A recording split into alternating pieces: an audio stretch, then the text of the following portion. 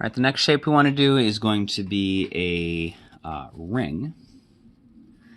Which when I say a ring, we can imagine this is something that is very, very thin, something that we can approximate as being like a one-dimensional line that has been wrapped up on itself, but of course it would actually be made out of a wire or something that would have some finite thickness. But it just needs to be something relatively thin. Rotated about an axis perpendicular to its center. And so what I mean by that is, if this is the ring sort of viewed end on, and that is its center, we are rotating about an axis like this. And so as you watch the ring, it'll always look like it is just, staying in place. But really, if you track some like individual part, it's moving either clockwise or counterclockwise around the ring. The other way it could be spinning is we could be spinning about an axis that is also running through the center, but that axis runs through the edges of the ring as well. And so, like as you watch it end on, you would see it rotate to like this position and then get bigger again. We'll deal with that later. But this is just rotating, around this axis that is just going through the center, and so the ring just sort of stays. It looks like it's staying in place, but really, each individual part is moving around either clockwise or counterclockwise. And so we can go through the same system. The moment of inertia of our ring should be equal to the sum of the parts. And so if we can cut it up into a bunch of tiny little pieces, we can just add up the moment of inertia of all the parts. And so we can imagine our ring in this case has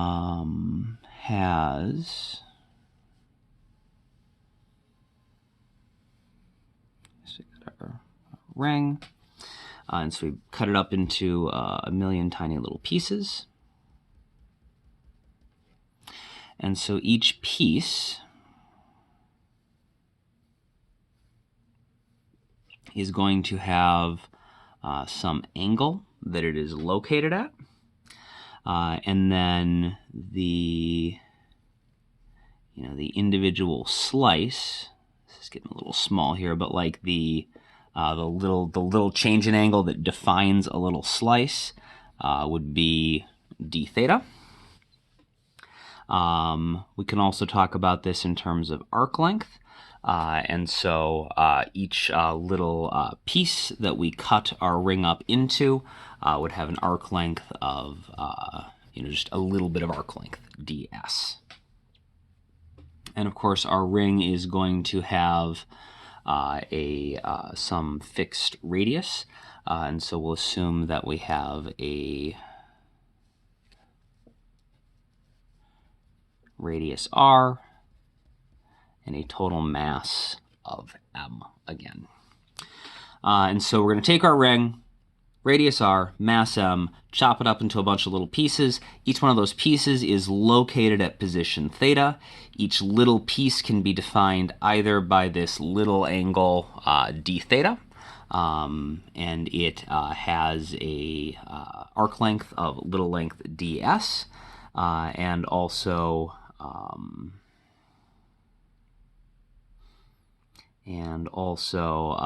the mass of a slice is going to be if we treat this entire thing as just some sort of line, we could figure out a linear density.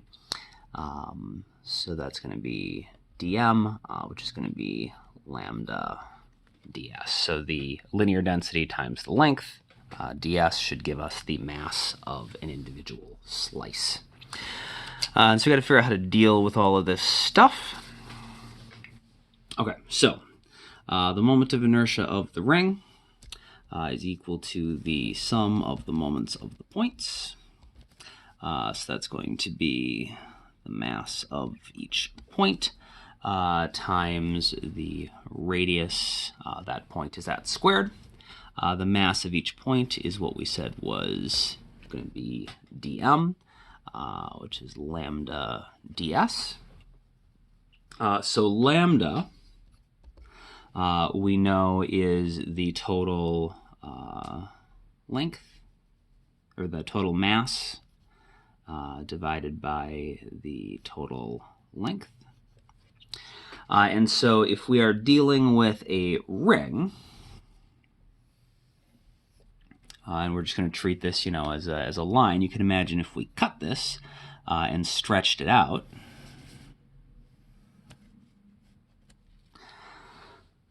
then it is going to have a total length of the circumference once we stretch this out.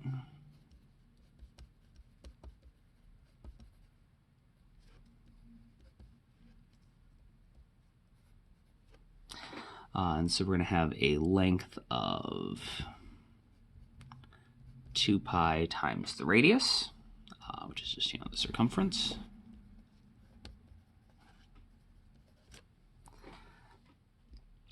And so then we can see that lambda, our linear density, has to be the mass divided by 2 pi times the radius. As far as ds goes, remember that the equation to find any sort of arc length s based on theta, if you have a radius r, is that the arc length is equal to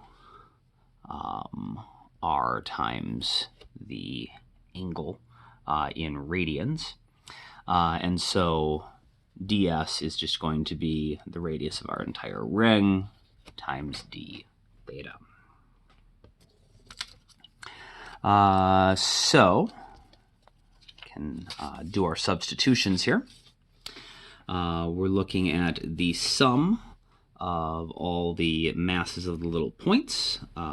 So we got dm with respect to r squared. And again, the reason we have to do all of these substitutions is because we can't, we don't have any way to integrate our dm's. And so that is going to be, dm becomes lambda ds. The radius is just going to be the fixed radius of the ring. Lambda, we said, was m over 2 pi r. ds is going to be r d theta. And then we have r squared. And so now we should have something we can integrate, because we can integrate with respect to d theta because we actually know what all of the angles are. We just got to go all the way around the circle. So we got to go from 0 to 2 pi. And so that is going to be the integral of, so we'll move all over, so the r's cancel out, and so we're going to have mr squared over 2 pi times the integral of d theta. And if we got to add up, all of the pieces of the ring, every single piece, we got to go from an angle of 0 all the way around to an angle of 2 theta. And so that is going to be mr squared over 2 pi times just theta, evaluated from 0 to 2 pi, which becomes mr squared 2 pi over 2 pi, and so the 2 pi's cancel out, and we get mr squared for the moment of inertia of our ring, which you'll notice is exactly the same as the moment of inertia for a point at radius r. And so we get the same equation for the moment of inertia of a point as we do for the moment of inertia of a ring, at least rotated around its center.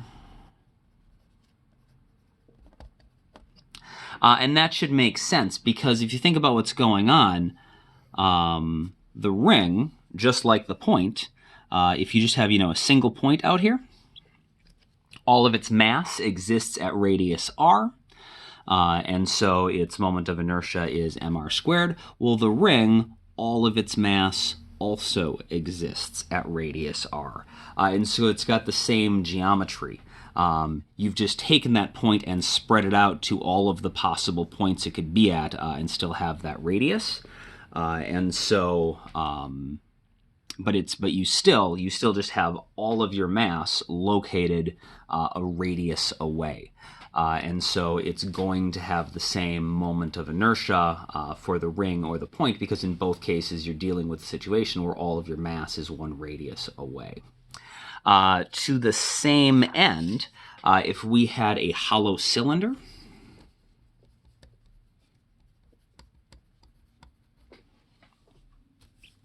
rotated around its center, so again, not doing something complicated like spinning it in this direction, but if you had your axis of rotation going like this, and so you've got your cylinder spinning like this, you can just treat that as a bunch of rings, right?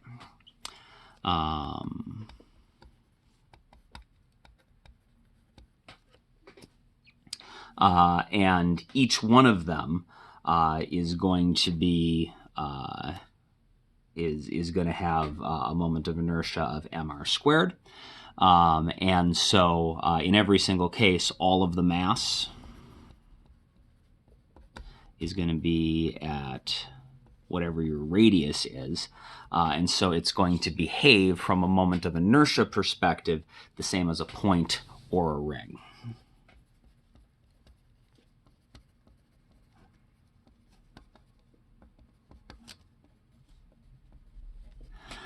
So the moment of inertia of a point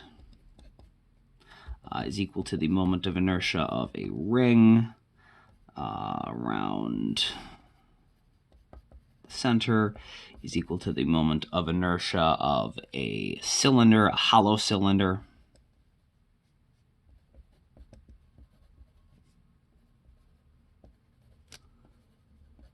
around the center, which is just going to be mr squared, because in all cases they have all of their mass located at radius r, and so from a moment of inertia perspective, they all behave exactly the same.